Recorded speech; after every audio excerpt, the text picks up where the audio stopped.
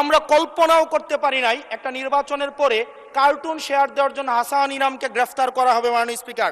আমরা হাসিনার আমলে দেখেছি কটূক্তি করার জন্য গ্রেফতার করা হয়, কার্টুন শেয়ার করার কারণে আমাদের চিফ হুইপ মহোদয় আমাদেরকে ইনভাইট করেছিলেন এই সংসদে, যে উনি বলেছিলেন তিমির এবং হাঙ্গর, এটা স্যাটায়ার করে বলেছিলেন, এটা আমরাও বুঝেছি, এটা উনিও বুঝেছেন। কিন্তু মাননীয় স্পিকারের মাননীয় হুইপ মহোদয়ের যেই মিমটি শেয়ার করা হয়েছে সেখানে কোথায় যৌন নির্যাতন করা হয়েছে?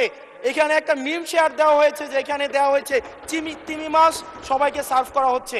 এবং এই ধরনের মামলায় আমাদের এই অভ্যুত্থান পরবর্তী সময়ে বিরোধী দল মতকে দমন নিপীড়নের জন্য গ্রেফতার করা হচ্ছে এবং জামিনও দেওয়া হচ্ছে না।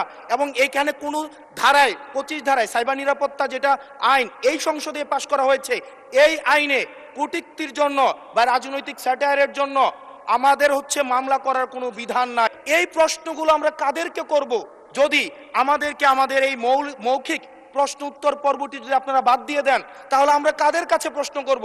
এটা একটা মনোলগ সেশন হবে।